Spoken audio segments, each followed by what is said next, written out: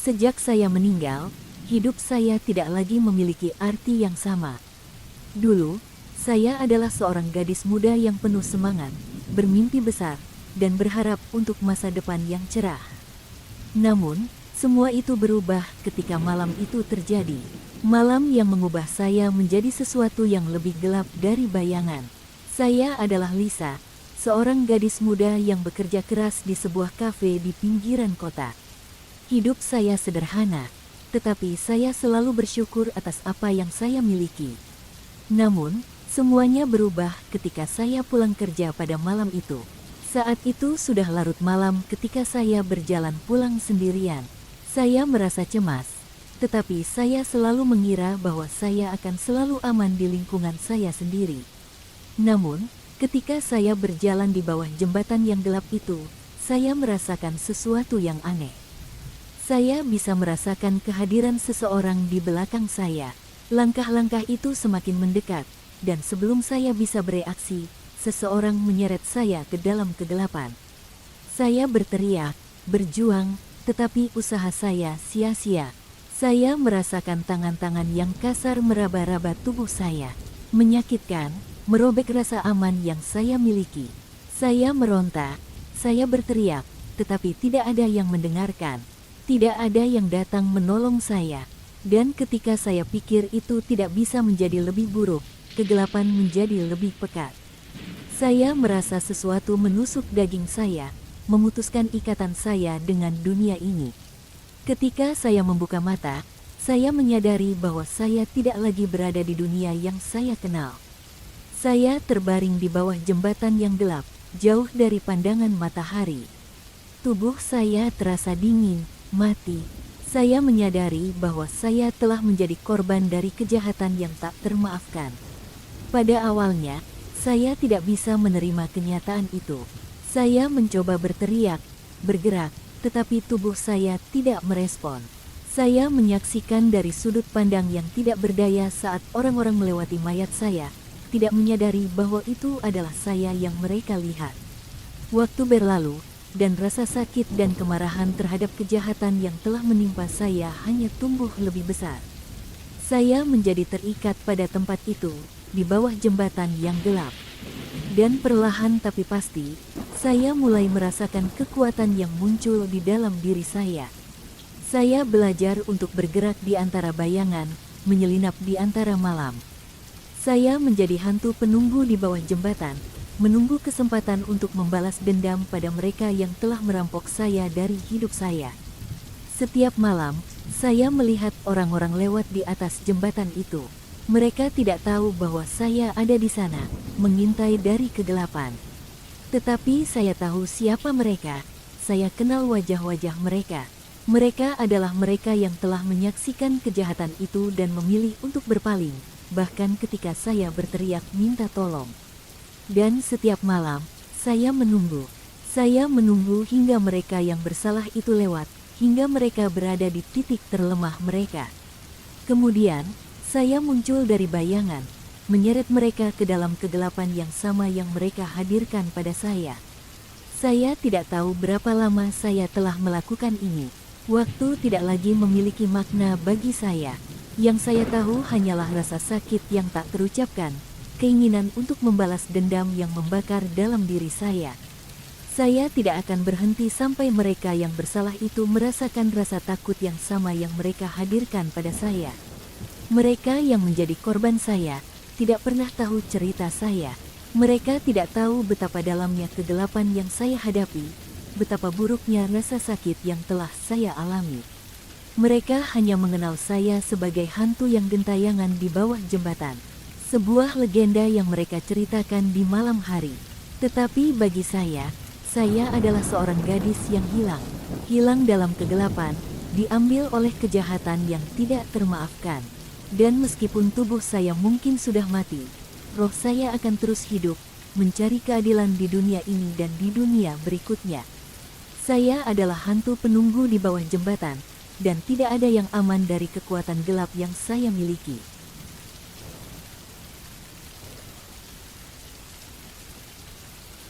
Aku dulu adalah seorang pria yang hidup untuk sensasi dan kecepatan. Hidupku diisi dengan balapan motor di jalanan kota yang gelap dan sunyi. Namun, sekarang aku hanya bisa mengintai dari bayangan, menjadi hantu yang menghantui jalanan tempat aku dulu berlari dengan kecepatan penuh. Kenangan akan kecelakaan itu masih terpatri dalam pikiranku, meskipun telah berbulan-bulan berlalu sejak saat itu. Aku ingat bagaimana aku terdorong oleh ambisi untuk memecahkan rekor kecepatan di jalanan kota. Tapi, nasibku berubah di malam itu. Aku melaju kencang di jalan raya yang sepi. Angin malam menerpa wajahku, dan mesin motor melolong di telingaku. Hatiku berdebar-debar dengan adrenalin saat aku berusaha mempertahankan posisiku di garis start. Namun, entah bagaimana, sesuatu terjadi. Roda belakang motorku tergelincir, dan semuanya berubah menjadi gelap. Seketika itu pula, aku terlempar dari motorku. Tubuhku melayang di udara sebelum menabrak aspal dengan keras. Rasa sakit yang menusuk tubuhku terasa nyata. Aku mencoba bergerak, tetapi tak ada respons dari tubuhku yang terkapar di jalanan. Aku mendengar suara-suara di sekelilingku. Orang-orang berkumpul di sekitar tempat kecelakaan. Tapi mereka tidak melihatku. Mereka lebih tertarik dengan motorku yang tergeletak di sana. Beberapa dari mereka bahkan mengambilnya dan pergi begitu saja, tanpa menyentuh atau membantu aku yang terluka. Dalam kehampaan itu, aku menyadari bahwa aku tidak lagi hidup. Tubuhku telah terbujur kaku di atas aspal, dan rohku terkatup dalam kegelapan. Aku mencoba berteriak, berusaha memanggil bantuan, tetapi suara itu terperangkap di tenggorokanku yang kering. Aku hanyalah bayangan yang terdampar di dunia lain. Saat itulah aku menyadari takdirku yang tragis. Aku terjebak di dunia antara hidup dan mati, tak mampu bergerak maju atau mundur. Mungkin aku seharusnya menyerah pada keadaan, tetapi rasa amarah yang membara di dalam diriku menolak untuk menghentikan pencarian. Hari demi hari berlalu, dan aku terdampar di pinggir jalan raya yang pernah menjadi tempat favoritku. Aku menjadi saksi bagi balapan-balapan liar dan kegilaan kecepatan yang terjadi di sini. Tapi, seiring berjalannya waktu, rasa frustasi dan kemarahan memenuhi hatiku. Aku melihat bagaimana orang-orang muda dengan sembrono mengebut di jalanan, tanpa memikirkan konsekuensinya. Mereka tak tahu betapa cepat hidup mereka bisa berubah menjadi mimpi buruk. Aku ingin menghentikan mereka, memberi peringatan tentang bahaya di jalan raya, tapi aku hanya hantu yang tak terlihat. Namun, suatu hari, aku mendapat pencerahan. Sebuah ide muncul di benakku yang gelap. Mengapa aku harus diam saja? Mengapa aku tak bisa menggunakan kehadiran hantuku untuk memberikan pelajaran kepada para pelanggar hukum di jalanan? Dengan tekad yang bulat, aku mulai mengganggu balapan liar di jalanan. Aku muncul di tengah-tengah mereka, menghambat jalannya motor mereka dengan bayanganku yang menakutkan. Mereka mungkin tidak bisa melihatku, tetapi mereka bisa merasakan kehadiranku yang mencekam. Saat balapan liar berlangsung, aku muncul di depan motor mereka dengan wujud hantu yang menakutkan. Mereka panik dan kehilangan kendali atas motor mereka. Beberapa jatuh, sementara yang lain terpaksa menghentikan balapan mereka untuk menghindari kecelakaan yang lebih serius. Aku tahu tindakanku tidak akan menyelamatkan semua orang, tetapi setidaknya aku bisa mengurangi jumlah korban. Aku bisa mengingatkan mereka akan bahaya yang mengintai di jalanan, bahkan setelah kematian. Namun, ada satu hal yang belum pernah aku lakukan sejak menjadi hantu.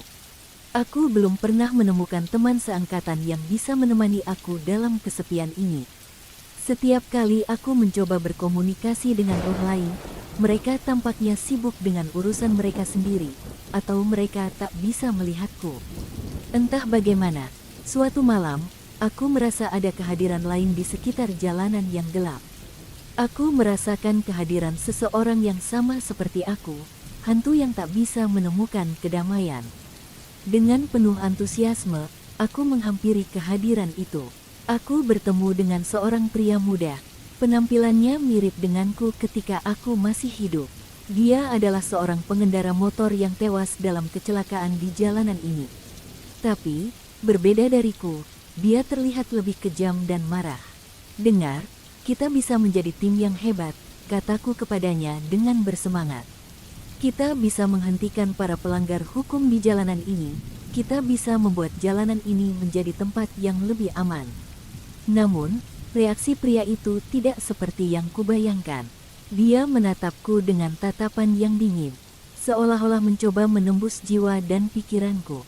Apa gunanya? Katanya dengan nada sinis. Orang-orang ini tidak peduli dengan kita.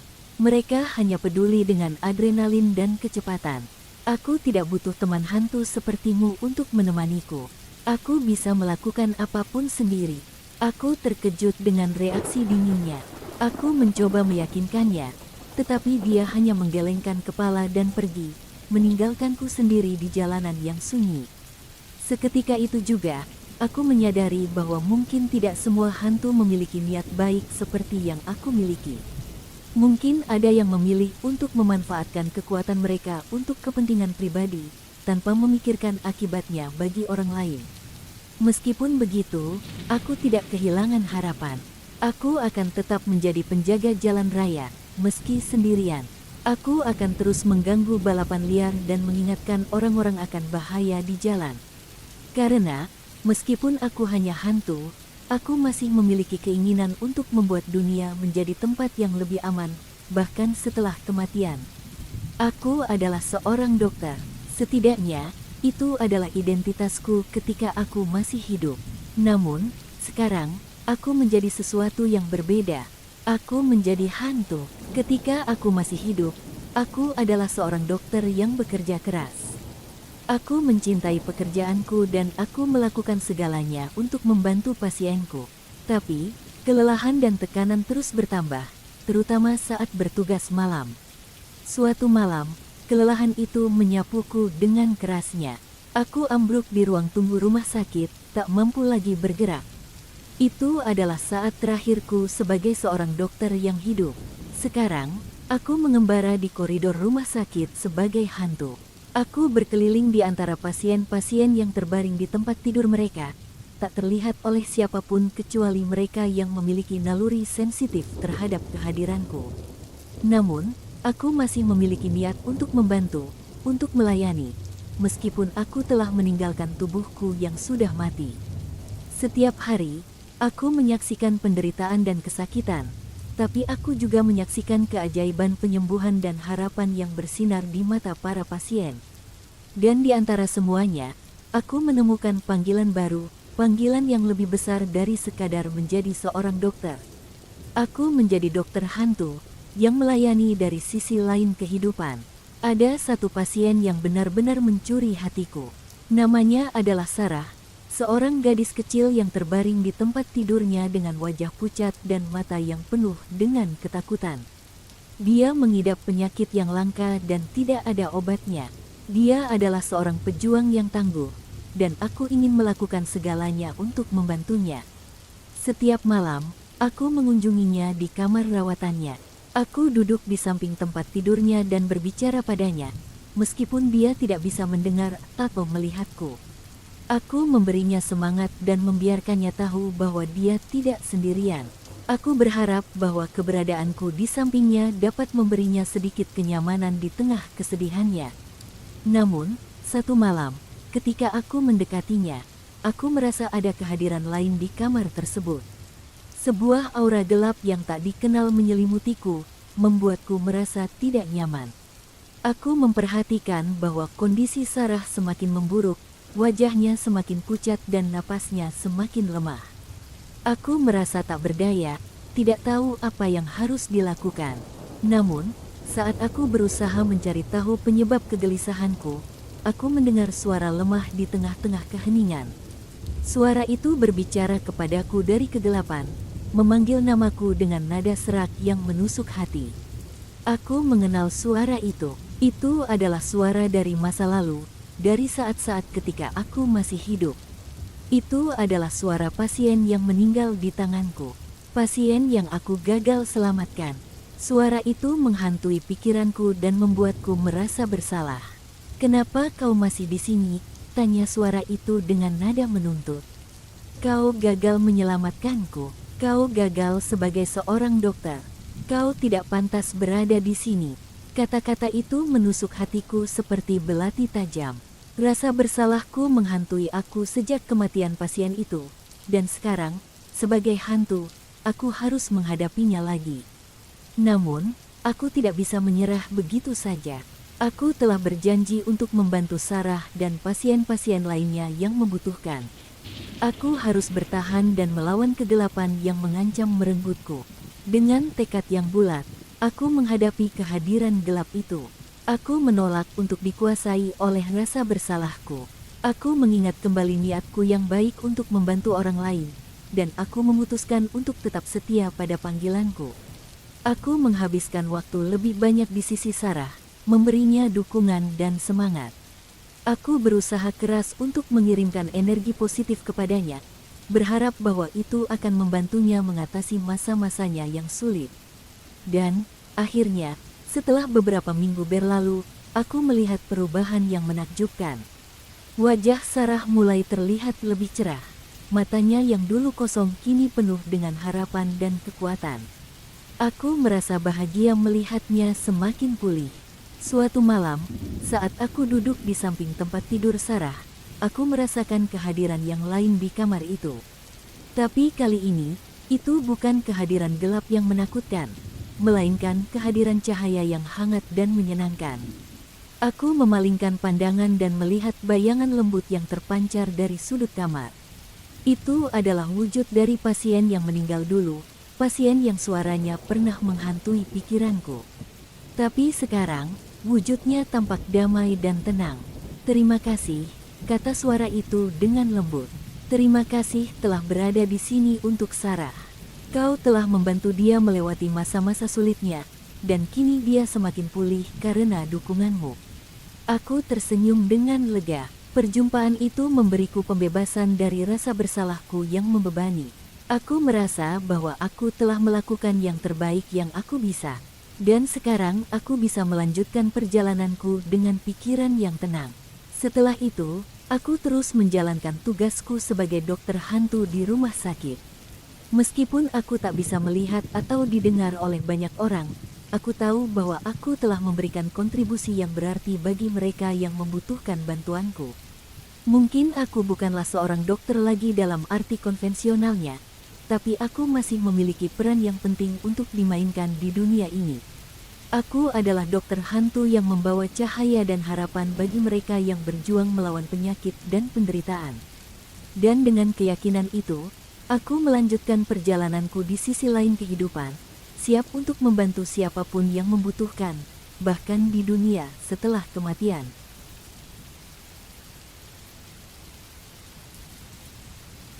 Aku adalah seorang ibu yang telah meninggal, namun aku masih tetap berada di sisi anakku, meskipun hanya sebagai hantu yang tak terlihat. Cerita hidupku dimulai dengan kebahagiaan yang penuh cinta, tetapi berakhir dengan tragedi yang menimpa aku. Aku adalah seorang wanita muda yang bahagia, menantikan kedatangan anak pertamaku dengan penuh kegembiraan. Namun, kebahagiaan itu berubah menjadi kesedihan yang mendalam ketika aku meninggal ketika melahirkan. Namun, aku menolak untuk meninggalkan dunia ini. Aku memiliki satu tugas yang tak terlaksana, melindungi anakku. Bayi perempuanku, yang diberi nama Mia, tumbuh menjadi seorang gadis yang cantik dan cerdas. Aku menyaksikan pertumbuhannya dari sisi lain kehidupan, melihatnya tertawa, belajar, dan tumbuh menjadi wanita muda yang tangguh. Meskipun aku hanyalah hantu yang tak terlihat, cintaku padanya tidak pernah berkurang. Suatu hari, kehidupan Mia hampir berubah menjadi mimpi buruk ketika seorang lelaki yang jahat mencoba melecehkannya. Dia adalah pria yang bertanggung jawab atas sejumlah tindakan kriminal, tapi hukum tidak pernah bisa menangkapnya. Mia, yang tidak tahu cara menangani situasi tersebut, berusaha melarikan diri, tapi pria itu mengejarnya dengan niat buruk. Ketakutan dan keputusasaan menyelimuti hatiku saat aku menyaksikan putriku berjuang untuk hidupnya. Tanpa ragu, aku melompat untuk melindunginya. Aku merasuki tubuhnya dan memanifestasikan diriku, menampakkan diriku di hadapan lelaki itu. Wajahnya pucat ketakutan saat dia melihatku. "Apa yang kau lakukan di sini?" tanyanya dengan suara gemetar. Aku tidak menjawab, tapi tatapanku tajam memancarkan kemarahan dan ketegasan. Aku tidak akan membiarkannya melukai anakku. Namun, lelaki itu tidak terkesan dengan kehadiranku. Dengan tawa sadis, dia melangkah mendekat, mencoba menjangkaunya. Tapi aku tidak akan membiarkannya. Dengan gerakan cepat, aku menariknya ke dalam kegelapan, menjauhkannya dari Mia. Dia berjuang dan berteriak, tapi aku tidak akan membiarkannya melukai putriku. Dalam sekejap, semuanya selesai. Aku menutup mata lelaki itu, mengambil napas terakhirnya. Dan ketika aku melihat ke arah Mia, dia hanya melihat seorang gadis muda yang tak bersalah, tidak menyadari peran gelap yang telah kugenggam. Aku merasa lega, tapi juga sedih. Sedih bahwa aku harus menggunakan kekuatan gelapku untuk melindungi anakku. Namun, aku tidak memiliki pilihan. Aku adalah ibu yang akan melakukan segalanya untuk melindungi anaknya, bahkan setelah kematian. Setelah insiden itu, Mia terus hidup tanpa mengetahui apa yang sebenarnya terjadi. Dia melanjutkan hidupnya, tidak menyadari bahwa ibunya masih bersamanya, meskipun hanya sebagai hantu yang tak terlihat. Aku terus menjaganya dari bayang-bayang, menemani setiap langkahnya, dan melindunginya dari bahaya yang mengintainya. Aku tidak akan pernah membiarkannya sendirian, bahkan ketika aku tidak lagi berada di dunia nyata. Meskipun aku telah meninggal, cinta dan kepedulianku padanya tidak akan pernah padam. Aku akan tetap berada di sisinya, sebagai pelindung abadi, siap untuk melindunginya dari bahaya dan kesulitan yang mungkin mengancamnya. Hingga suatu hari nanti, ketika waktunya tiba untuknya bergabung denganku di sisi lain kehidupan, aku akan memeluknya dengan hangat, dan kita akan bersama-sama dalam damai abadi. Tetapi sampai saat itu, aku akan tetap berada di sampingnya, menjaganya dengan penuh cinta dan kepedulian.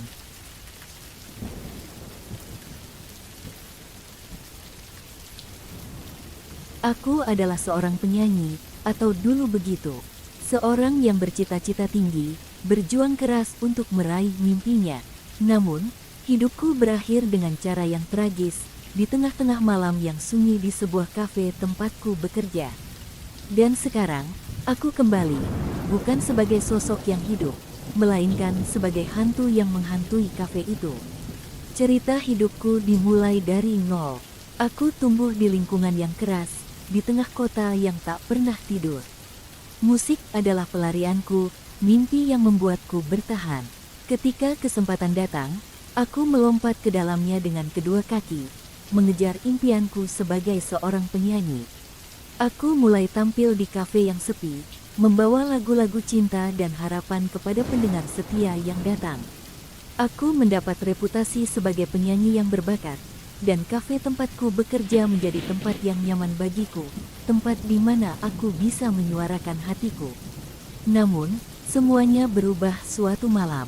Malam itu, ketika kafe hampir sepi, seseorang memasuki ruangan, seseorang yang aku pikir hanya teman lama yang datang untuk menemui aku. Tapi, aku salah. Dia bukan teman. Dia adalah musuh dalam jubah teman. Dia adalah Alex, seorang pria yang pernah dekat denganku, tetapi kemudian menjadi sumber kesedihan dan penderitaan. Dia telah merencanakan sesuatu yang mengerikan, sesuatu yang mengubah hidupku selamanya. Tanpa kata-kata, dia menyerangku, dia menjeratku, menyumbat mulutku, dan melakukannya dengan brutal. Aku berjuang, berteriak, tetapi tak ada yang mendengar. Suara lagu yang indah yang selalu mengisi kafe itu kini tergantikan oleh jeritan ketakutan dan rasa sakit. Dan kemudian, semuanya menjadi gelap. Aku merasakan tubuhku jatuh ke lantai dingin, dan kehidupanku pun berakhir di sana. Aku menjadi hantu, terperangkap di antara kehidupan dan kematian, terpaku pada kafe yang pernah menjadi tempatku bekerja. Saat aku mulai menyadari keadaanku yang baru, rasa amarah memenuhi hatiku. Aku tidak bisa menerima kenyataan bahwa aku telah dibunuh dengan begitu kejam, dan oleh seseorang yang aku percayai. Aku bersumpah untuk membalas dendam, untuk menghantui orang yang telah merampas hidupku. Dan itulah yang aku lakukan. Aku menjadi hantu, menghantui kafe itu setiap malam. Suara-suara aneh dan kehadiran yang tak terlihat mulai terasa oleh para pengunjung dan karyawan kafe.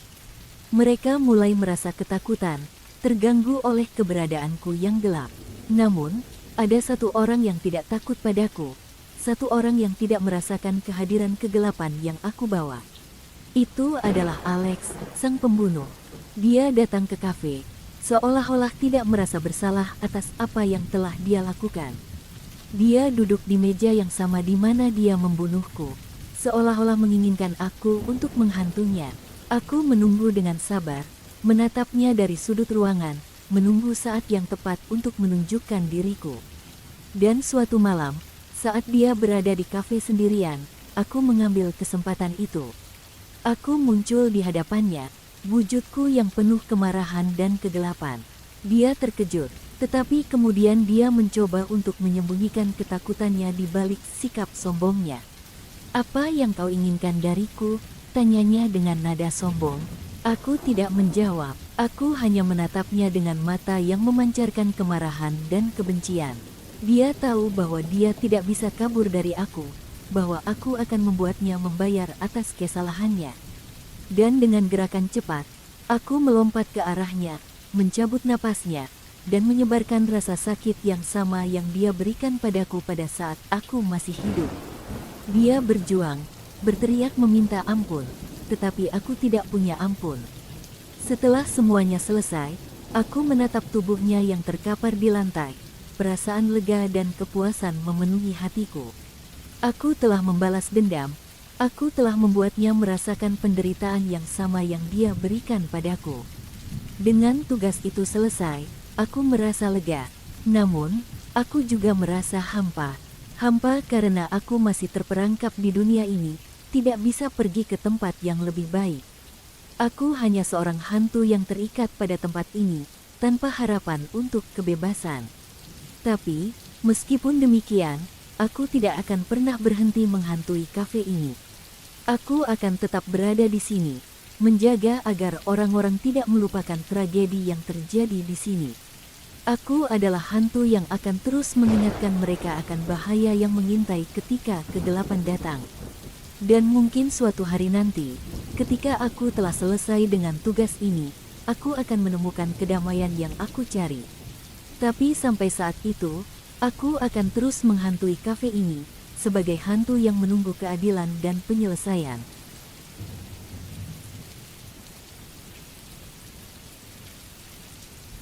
Aku dulu adalah seorang satpam yang bekerja di sebuah perkantoran besar di pusat kota. Tugas utamaku adalah menjaga keamanan dan ketertiban di kantor tersebut, dan aku melakukan pekerjaanku dengan penuh tanggung jawab. Namun, takdirku berubah suatu malam ketika aku terbunuh dalam upaya mencegah perampokan di kantor tersebut. Malam itu, seperti biasa, aku berpatroli di sekitar kantor, memastikan bahwa semuanya aman. Tetapi tiba-tiba, aku mendengar suara gemuruh di lantai bawah. Aku segera bergegas ke sana dan menemukan sekelompok perampok tengah merampok kantor. Tanpa ragu, aku melompat untuk menghadang mereka. Aku berusaha keras, tapi sayangnya, kekuatan mereka terlalu besar. Dalam kekacauan itu, salah satu dari mereka menyerangku dengan senjata tajam, dan aku terluka parah. Namun, aku tidak menyerah. Dengan tekad yang bulat, aku bertahan sekuat tenaga untuk melindungi kantor dan rekan-rekan kerjaku. Namun, akhirnya, aku tak mampu lagi berdiri. Aku jatuh ke lantai. Tubuhku lemah dan tersungkur dalam genangan darahku sendiri. Aku merasa napasku perlahan-lahan menghilang, dan dunia mulai memudar menjadi gelap. Tapi, meskipun aku meninggal, aku tidak bisa meninggalkan kantor yang pernah kujaga. Aku terjebak di antara dunia kehidupan dan kematian, menjadi hantu yang menghantui kantor tersebut. Sebagai penjaga setia, aku bersumpah untuk terus menjaga keamanan kantor dan mencegah perampokan lainnya. Seiring berjalannya waktu, kantor itu menjadi lebih sepi, dan banyak yang melupakan insiden tragis yang terjadi di sana. Namun, aku tetap setia menjalankan tugasku. Patroli malamku tak pernah berhenti, meskipun tidak ada yang bisa melihat atau mendengarku. Setiap malam, aku berkeliling kantor, mengintai di sudut-sudut gelap, siap untuk bertindak jika ada ancaman yang muncul. Aku menjadi penjaga yang tak terlihat, mengawasi kantor dengan teliti, meskipun dunia luar tidak menyadariku. Namun, suatu malam, ketika kantor sepenuhnya sepi, aku mendengar suara aneh yang terdengar dari luar. Aku segera bergegas ke tempat kejadian dan melihat sekelompok perampok mencoba merusak pintu masuk kantor. Mereka tampaknya berencana untuk merampok kantor lagi, dan aku tidak akan membiarkan itu terjadi. Dengan kekuatan hantu, aku berusaha keras untuk menghentikan mereka. Aku menampakkan diriku di depan mereka, muncul sebagai bayangan yang menakutkan di tengah kegelapan malam. Perampok-perampok itu kaget melihatku, tapi mereka tidak takut. Mereka berpikir aku hanyalah ilusi atau hayalan belaka. Namun, aku tidak akan membiarkan mereka berhasil. Dengan kekuatan gaibku, aku mencoba menghalangi langkah-langkah mereka, mengacaukan rencana mereka dengan cara apapun yang bisa kuperbuat.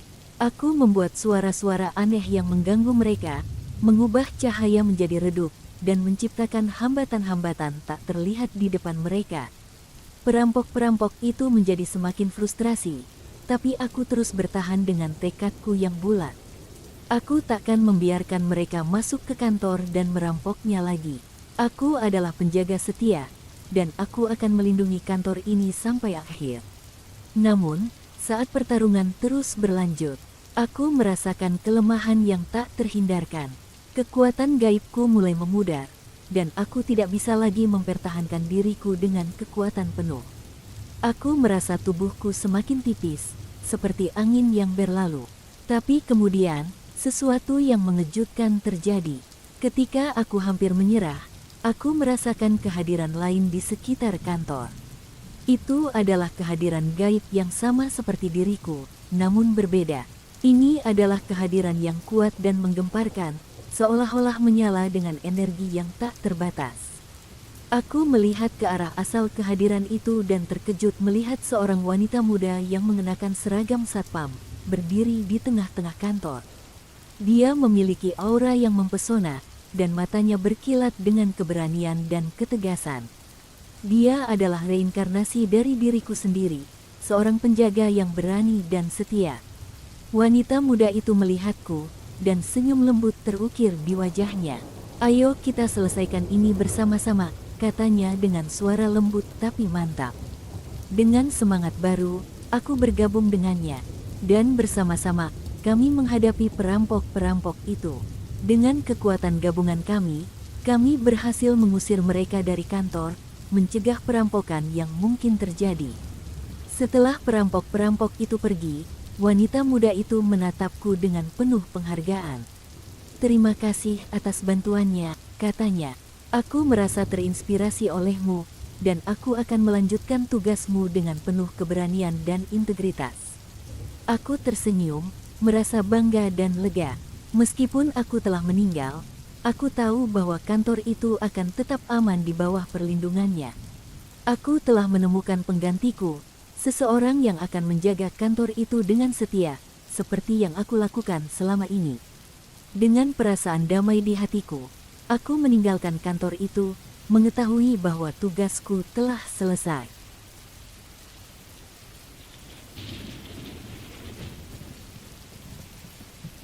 Aku adalah gadis kecil yang bernama Emily.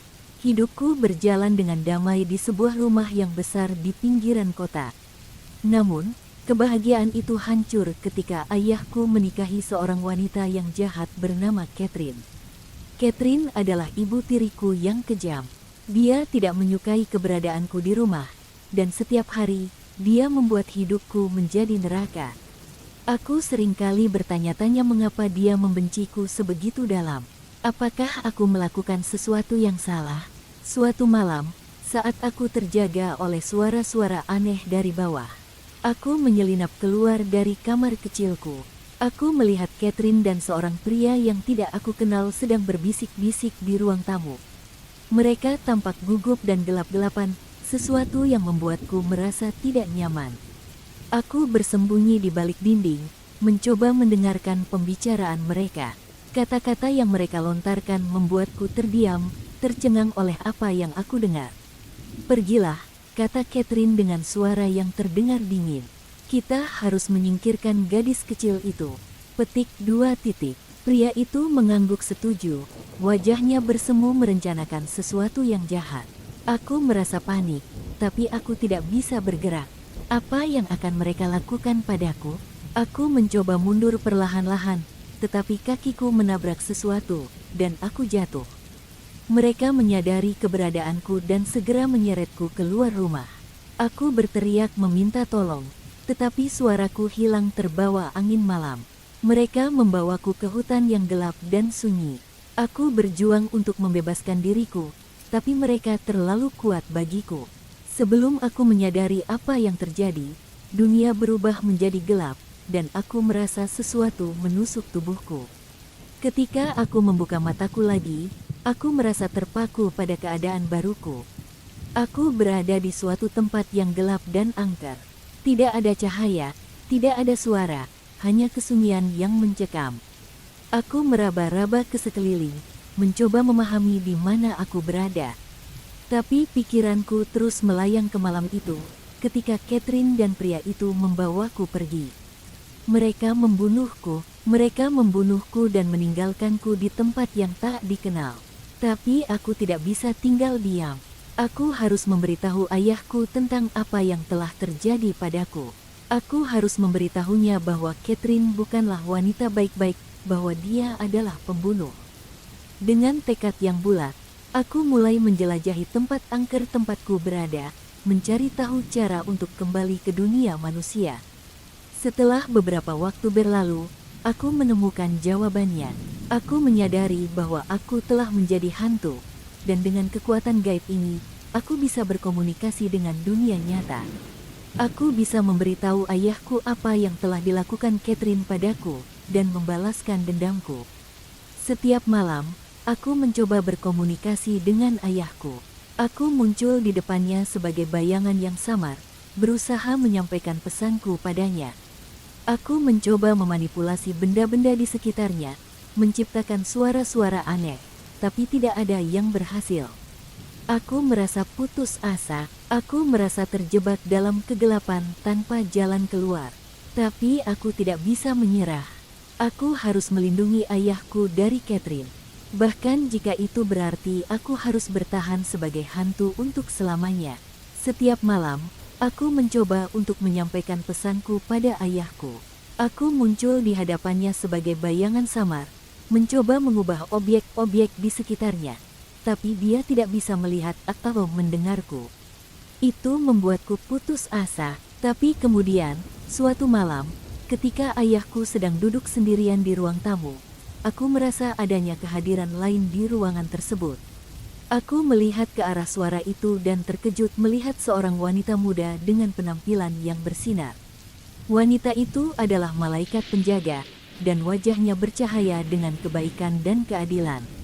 Dia berjalan mendekati ayahku dengan langkah yang lembut, dan aku merasa kehangatan mengalir dari dirinya. "Dia ingin memberitahumu sesuatu," kata malaikat itu dengan suara yang lembut. Aku melihat ayahku menatap malaikat itu dengan tatapan campuran antara kebingungan dan ketakutan. Dia tidak bisa melihatku, tapi dia bisa merasakan kehadiranku. "Siapa?" tanyanya, suaranya gemetar. Malaikat itu menunjuk ke arahku, dan aku merasa kebahagiaan mengalir di dalam hatiku. Ayahku mengangguk, seolah-olah mengerti apa yang malaikat itu maksudkan. "Emily," gumamnya, suaranya hampir tidak terdengar. Aku ingin menangis, tapi aku tidak bisa. Aku ingin memeluknya, memberitahunya bahwa aku ada di sini, tetapi aku tidak bisa. Aku hanya bisa menatapnya dengan mata penuh harap. "Aku minta maaf, Emily," katanya dengan suara penuh penyesalan. "Aku tidak pernah tahu apa yang terjadi padamu. Aku berjanji, aku akan memperbaikinya.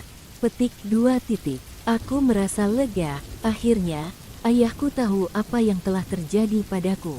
Dia tahu bahwa Catherine adalah wanita yang jahat, dan bahwa aku tidak meninggalkannya dengan sukarela. Malaikat itu tersenyum, dan dengan sentuhan lembut, dia menghilang menjadi cahaya putih.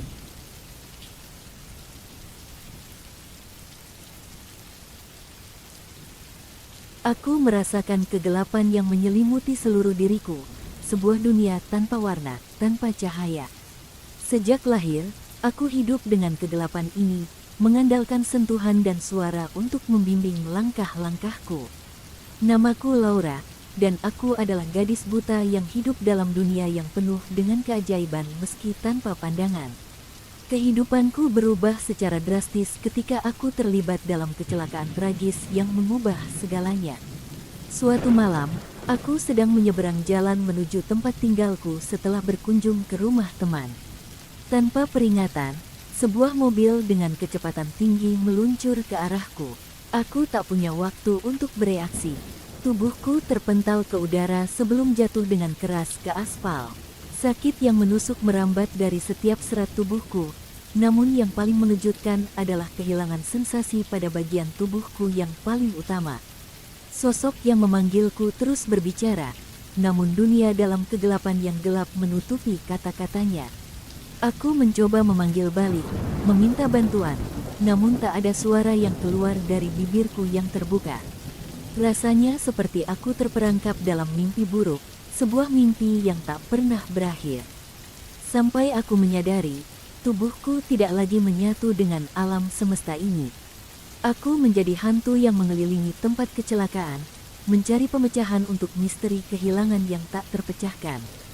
Saat langkah-langkahku membawa aku ke tempat kecelakaan itu, ingatan itu kembali seperti badai yang tak terbendung. Aku mengingat kilasan terakhir sebelum dunia menjadi gelap. Dan dalam keheningan yang menyedihkan, aku merasakan kehadiran seseorang. Seseorang yang turun dari mobil itu, seorang yang berada di balik kemudi ketika tubuhku terhantam. Aku merasakan kehadirannya mendekatiku, tak tahu apa yang terjadi di sekitar kami. Aku merasakan tangannya, hangat dan gemetar, menyentuh tanganku yang terkulai lemah. Aku ingin bicara, ingin memberitahu bahwa aku masih ada, bahwa aku mendengarnya, tapi suara itu tidak keluar. Aku hanya bisa merasakan keputusasaan yang menusuk saat tubuhnya menjauh dan meninggalkanku di sana. Namun, aku tak pernah lupa. Aku tak pernah melupakan sentuhan hangat yang singgah sejenak pada tanganku. Itu adalah tautan yang menyatukan kami, dan aku bersumpah untuk menggunakan tautan ini untuk menemukan kebenaran di balik kecelakaan ini. Hari demi hari, aku mengelilingi tempat kejadian itu, mencari jejak dari pria yang turun dari mobil itu. Aku merasakan energinya, bayangan dari sentuhan yang pernah dilakukannya. Aku menyusuri jalanan kota, menyisir setiap sudut yang mungkin dia lewati. Setiap kali aku merasakan kehadiran seorang pria, aku menariknya dengan tautan yang masih terjalin di antara kami. Aku menyentuh tangannya dengan lembut, berharap bisa merasakan getaran energi yang mengalir di dalam dirinya. Namun, apapun yang kudapati hanyalah kekosongan. Bertahun-tahun berlalu, tapi aku tak pernah menyerah. Aku terus mencari seseorang yang tak kunjung muncul. Aku tak tahu berapa lama aku akan melakukan ini, tapi aku akan terus mencari sampai aku menemukan jawaban yang aku cari. Dan kemudian, suatu hari, saat aku sedang menyusuri jalanan kota, aku merasakan kehadiran yang akrab. Energinya seperti magnet yang menarikku, dan aku tahu bahwa inilah saatnya. Aku mengikuti energi itu, langkah demi langkah, hingga aku menemukan diriku berdiri di depan sebuah rumah yang tampak sunyi. Aku merasakan getaran dari dalam rumah, getaran yang membuatku tahu bahwa dia berada di sana. Dengan hati yang berdebar-debar, aku melangkah ke dalam rumah. Aku bisa merasakan kehadiran seseorang di dalam ruangan yang gelap itu. Dan saat aku mendekati, dia muncul di hadapanku.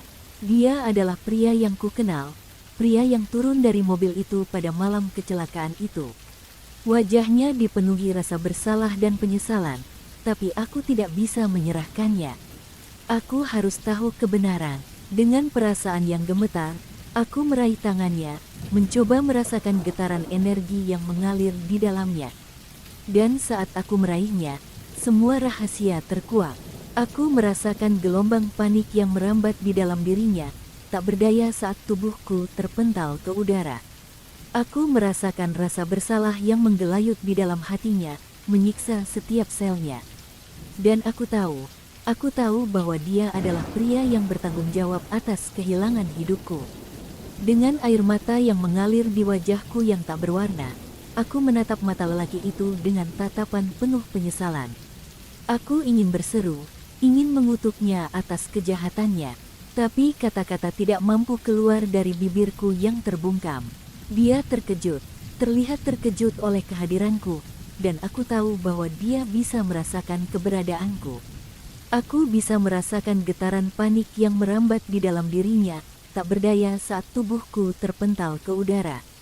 Aku merasakan rasa bersalah yang menggelayut di dalam hatinya, menyiksa setiap selnya.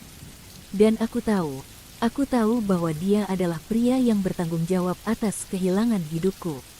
Dengan air mata yang mengalir di wajahku yang tak berwarna, aku menatap mata lelaki itu dengan tatapan penuh penyesalan. Aku ingin berseru, ingin mengutuknya atas kejahatannya, tapi kata-kata tidak mampu keluar dari bibirku yang terbungkam.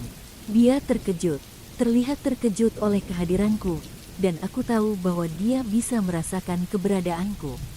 Aku bisa merasakan getaran energi yang merambat di dalam dirinya, menandakan bahwa dia bisa mendengar bisikan hantu yang tak terdengar oleh telinga manusia biasa. Sesuatu yang sangat buruk telah terjadi pada malam itu, bisikku, meski tak ada suara yang keluar dari bibirku.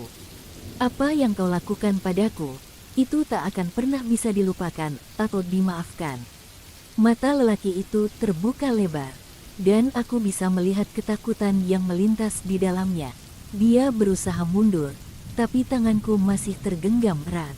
Aku menyesal, bisiknya dengan suara penuh penyesalan. Aku sangat menyesal atas apa yang telah aku lakukan. Namun, permohonan maafnya tidak akan pernah bisa mengembalikan hidupku. Dan meskipun aku tahu bahwa aku harus melepaskannya, ada bagian di dalam hatiku yang tak akan pernah bisa memberi maaf. Dengan getaran terakhir, aku melepaskan peganganku pada tangannya, membiarkan dia terhuyung-huyung mundur. Aku tahu bahwa aku telah menemukan jawaban yang aku cari, bahwa aku telah menemukan pria yang bertanggung jawab atas kehilangan hidupku.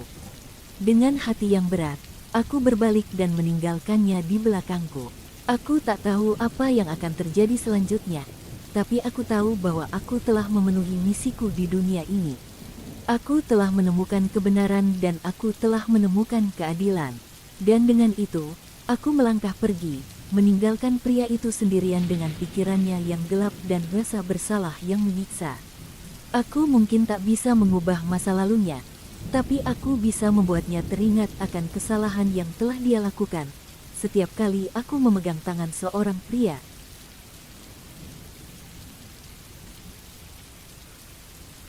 Aku adalah wanita yang hidup di dunia yang penuh dengan rahasia dan pengkhianatan. Namaku Maya. Selama bertahun-tahun, aku terjebak dalam sebuah hubungan terlarang dengan seorang pria yang sudah berjanji setia pada istri sahnya. Aku tidak bangga dengan pilihanku. Namun, cinta yang membara telah membawaku ke dalam belenggu kesalahan yang tak termaafkan. Dan sekarang, bahkan setelah kematian, aku masih merasakan beban dosa yang menghantui jiwaku. Malam itu, aku mengalami sakit yang tak tertahankan. Tubuhku terasa seperti diremas oleh tangan-tangan tak kasat mata, dan napasku terengah-engah dalam keputusasaan. Aku tahu bahwa aku akan segera pergi dari dunia ini, tapi ada satu hal yang masih menghantui pikiranku, pengkhianatan yang tak termaafkan. Pria itu, Adam, adalah cinta sejati hidupku. Atau begitulah yang kupikirkan dulu. Tapi cintanya telah menjadi belenggu bagi kedua hidup kita, membatasi kita dalam hubungan yang dipenuhi dengan rahasia dan kepalsuan. Dan sekarang, Aku membayar harga atas kesalahan kita berdua. Dalam detik-detik terakhir hidupku, aku menangis dalam keputusasaan dan penyesalan. Aku ingin meminta maaf pada istri Adam, pada wanita yang aku sakiti dengan tindakan keji ini. Namun, kata-kata itu tercekat dalam kerongkonganku, tidak mampu keluar saat aku melawan rasa sakit yang tak tertahankan. Dan kemudian, semuanya berubah menjadi gelap. Ketika aku membuka mataku lagi, aku merasa terombang-ambing di antara dua dunia. Aku melihat tubuhku yang terbaring tak bernyawa di ranjang rumah sakit. Tapi aku juga merasakan keberadaanku sendiri di dunia yang lain. Aku menjadi hantu, terikat oleh rasa bersalah dan penyesalan. Aku melihat Adam, pria yang aku cintai, yang telah membawa aku ke dalam kehancuran ini. Dia terlihat hancur, bertekad untuk memperbaiki kesalahannya, tapi aku tahu bahwa dosa kita tak akan pernah bisa dihapuskan begitu saja. Aku harus bertanggung jawab atas tindakanku sendiri, dan itu berarti aku harus meminta maaf pada istri Adam, pada wanita yang telah kusakiti. Setiap malam, aku mengembara di antara dunia nyata dan dunia roh, mencari istri Adam. Aku ingin meminta maaf padanya, memberitahunya bahwa aku menyesal atas apa yang telah aku lakukan. Namun, setiap kali aku mendekat, dia melarikan diri, menolak untuk mendengarkan permintaan maafku. Dan dengan setiap penolakan itu, aku merasakan sakit yang tak tertahankan. Tubuhku terasa terbakar oleh api yang tak terlihat, dan napasku terengah-engah dalam kesakitan. Tapi aku tidak bisa menyerah. Aku harus bertanggung jawab atas tindakanku. Bahkan jika itu berarti aku harus merasakan rasa sakit yang tak ada habisnya. Hari demi hari berlalu, dan aku terus berusaha mencari istri Adam, terus berusaha meminta maaf. Namun, semakin lama aku berada di dunia ini, semakin terpuruk aku dalam kesakitan yang tak tertahankan. Tubuhku terasa semakin lemah, dan aku merasa seperti aku akan terbakar habis oleh api penyesalan. Dan kemudian, suatu malam, ketika aku hampir menyerah pada rasa sakit yang menyiksaku, aku mendengar suara yang akrab. Suara itu datang dari arah yang berlawanan, dari seseorang yang aku kira tidak akan pernah aku temui. Aku berbalik dan melihat istri Adam, wanita yang selama ini aku cari. Dia berdiri di depanku, dengan tatapan tajam yang menembus jiwaku. Aku bisa merasakan getaran energi yang keluar darinya, dan aku tahu bahwa ini adalah kesempatan terakhirku untuk meminta maaf. Dengan hati yang berdebar, aku mendekatinya, berusaha menjangkau tangannya. Namun, saat aku mencoba menyentuhnya, aku merasakan sakit yang menyengat seperti belati menusuk tubuhku. Aku merasakan tubuhku terbakar oleh api yang tak terlihat, dan aku terjatuh ke tanah dalam keputusasaan. Istri Adam menatapku dengan tatapan penuh kebencian. "Kau telah menyakitiku dengan tindakanmu," katanya dengan suara yang dingin. "Dan aku takkan pernah bisa memaafkanmu." Aku merasakan hatiku hancur menjadi serpihan-serpihan kecil. Aku telah berharap bahwa dia akan bisa melihat penyesalanku, bahwa dia akan bisa merasakan bahwa aku benar-benar menyesal atas tindakanku. Namun, itu semua sia-sia. Dia takkan pernah bisa memaafkanku. Dengan keputusasaan yang melanda, aku merangkak menjauh darinya, menyembunyikan tubuhku yang terbakar oleh api penyesalan. Aku merasa seperti aku akan tenggelam dalam rasa sakit yang menyiksaku, dan aku tak tahu berapa lama aku bisa bertahan dalam keadaan ini. Namun, meskipun aku merasakan rasa sakit yang tak tertahankan, aku tahu bahwa aku harus terus mencari kesempatan untuk meminta maaf. Aku harus bertanggung jawab atas tindakanku, dan aku tidak akan pernah menyerah sampai aku mendapatkan pengampunan yang aku cari. Dengan tekad yang bulat, aku berdiri kembali, siap untuk melanjutkan pencarianku. Aku mungkin merasakan sakit yang tak tertahankan, namun aku tidak akan pernah menyerah.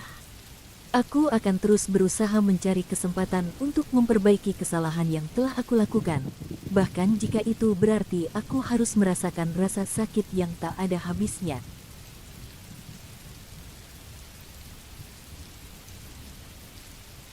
Aku adalah seorang anak yang terlahir dari keluarga yang kurang beruntung. Ayahku, seorang lelaki desa yang hidup dalam kemiskinan, terus-menerus berusaha mencari cara untuk mengatasi kesulitan finansial kami. Namun, tekadnya itu membawanya pada jalan yang kelam dan penuh dosa, pesugihan. Kami tinggal di sebuah desa kecil yang terpencil di tengah hutan. Kehidupan di sana keras, dan kadang-kadang sulit untuk memenuhi kebutuhan sehari-hari. Ayahku, dengan segala tekadnya, terus-menerus mencari cara untuk mengubah nasib kami. Namun, segala usahanya tampaknya selalu berakhir dengan kegagalan. Hingga suatu hari, datanglah seorang dukun yang mengaku bisa membantu ayahku mengatasi semua masalah keuangan kami. Dia menawarkan sebuah ritual pesugihan yang diyakini akan membawa kekayaan kepada mereka yang berani melakukannya. Awalnya, aku tidak mengerti apa itu pesugihan, tapi ayahku, terpesona oleh janji-janji sang dukun, setuju untuk melakukannya. Dia berkata bahwa semua ini adalah demi kebaikan kami, untuk memastikan bahwa aku memiliki masa depan yang lebih baik. Ritual itu dilakukan dengan segala ketakutan dan kecemasan. Aku bisa merasakan aura gelap yang menyelimuti kami, namun ayahku terus maju tanpa ragu. Dia telah meletakkan segalanya pada taruhan ini, mempertaruhkan tidak hanya hidupnya tetapi juga hidupku.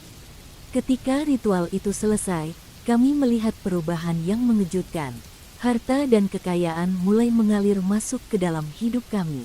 Rumah kami berubah menjadi yang terbesar di desa, dan kami tidak lagi perlu merasa lapar atau haus. Namun, ada harga yang harus dibayar untuk semua ini. Perlahan tapi pasti, kami mulai merasakan kehadiran yang ganjil di sekitar rumah. Suara-suara aneh sering terdengar di malam hari, dan kadang-kadang, aku bisa merasakan sentuhan yang dingin dan tak kasat mata menyentuh kulitku. Aku mencoba mengabaikan itu semua, berpikir bahwa ini hanya imajinasi yang liar. Namun, keadaan semakin memburuk seiring berjalannya waktu. Aku mulai melihat bayangan-bayangan gelap bergerak di sekitar rumah, dan suara-suara aneh terus mengganggu kami setiap malam. Aku merasa bahwa ada sesuatu yang salah, bahwa ada sesuatu yang tidak beres dengan ritual pesugihan itu. Kemudian, tanpa diduga, ayahku jatuh sakit secara misterius. Tubuhnya mulai melemah, dan dia terus-menerus berbicara tentang rasa sakit yang tak tertahankan di dalam tubuhnya. Aku mencoba mencari pertolongan, namun semua orang desa menolak membantu kami. Mereka menganggap kita sebagai kutukan, sebagai makhluk yang tak layak mendapat pertolongan. Dengan putus asa, aku berusaha mencari tahu apa yang sebenarnya terjadi. Aku meminta kepada sang dukun yang melakukan ritual pesugihan itu, dan akhirnya aku mendapatkan jawaban yang mengejutkan. Ritual itu telah melibatkan pengorbanan manusia, dan aku, tanpa sadar, telah menjadi korban tersembunyi dari keserakahan ayahku. Ketika aku menyadari ini, aku merasa terpukul oleh kenyataan yang tak terhindarkan. Aku telah menjadi alat untuk mencapai kekayaan, dan sekarang, aku harus membayar harga atas kesalahan ayahku. Aku menjadi korban pesugihan yang terkutuk, terjebak dalam kehidupan setelah kematian sebagai hantu yang gentayangan. Dalam keadaan gentayangan ini, aku merasakan perasaan kesepian dan putus asa yang tak terlukiskan. Aku terjebak di dunia antara hidup dan mati, terus-menerus dihantui oleh rasa penyesalan dan kegelapan. Namun, ada satu hal yang harus aku lakukan sebelum aku bisa menemukan kedamaian sejati. Aku harus memberitahu ayahku tentang apa yang telah terjadi. Aku harus meminta maaf padanya dan membebaskannya dari kutukan ini. Namun, setiap kali aku mencoba mendekatinya, dia terus menolak melihat kebenaran. Dengan hati yang berat, aku mengembara di sekitar rumah kami, mencoba menjangkau ayahku dengan kekuatan gaibku. Namun, setiap kali aku mencoba, aku merasakan rasa sakit yang tak tertahankan di dalam diriku. Aku merasakan tubuhku terbakar oleh api yang tak terlihat, dan napasku terengah-engah dalam kesakitan.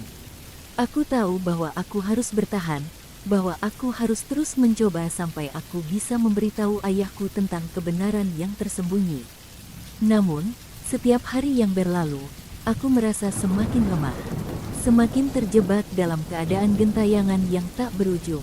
Dan kemudian, suatu hari, saat aku hampir menyerah pada rasa sakit yang menyiksaku, aku mendengar suara yang akrab. Suara itu datang dari arah yang berlawanan, dari seseorang yang aku kira tidak akan pernah aku temui. Aku berbalik dan melihat ayahku, lelaki yang telah membawaku ke dalam kehancuran ini. Dia berdiri di depanku, dengan tatapan tajam yang menembus jiwaku. Aku bisa merasakan getaran energi yang keluar darinya, dan aku tahu bahwa ini adalah kesempatan terakhirku untuk meminta maaf. Dengan hati yang berdebar, aku mendekatinya, berusaha menjangkau tangannya. Namun, saat aku mencoba menyentuhnya, aku merasakan sakit yang menyengat seperti belati menusuk tubuhku. Aku merasakan tubuhku terbakar oleh api yang tak terlihat, dan aku terjatuh ke tanah dalam keputusasaan. Ayahku menatapku dengan tatapan penuh kebencian. "Kau telah menyakitiku dengan tindakanmu," katanya dengan suara yang dingin. "Dan aku takkan pernah bisa memaafkanmu." Aku merasakan hatiku hancur menjadi serpihan-serpihan kecil. Aku telah berharap bahwa dia akan bisa melihat penyesalanku, bahwa dia akan bisa merasakan bahwa aku benar-benar menyesal atas tindakanku. Namun, itu semua sia-sia. Dia takkan pernah bisa memaafkanku. Dengan keputusasaan yang melanda, aku merangkak menjauh darinya, menyembunyikan tubuhku yang terbakar oleh api penyesalan. Aku merasa seperti aku akan tenggelam dalam rasa sakit yang menyiksaku, dan aku tak tahu berapa lama aku bisa bertahan dalam keadaan ini. Namun, meskipun aku merasakan rasa sakit yang tak tertahankan, aku tahu bahwa aku harus terus mencari kesempatan untuk meminta maaf. Aku harus bertanggung jawab atas tindakanku, dan aku tidak akan pernah menyerah sampai aku mendapatkan pengampunan yang aku cari. Dengan tekad yang bulat, aku berdiri kembali, siap untuk melanjutkan pencarianku. Aku mungkin merasakan sakit yang tak tertahankan, namun aku tidak akan pernah menyerah. Aku akan terus berusaha mencari kesempatan untuk memperbaiki kesalahan yang telah aku lakukan, bahkan jika itu berarti aku harus merasakan rasa sakit yang tak ada habisnya.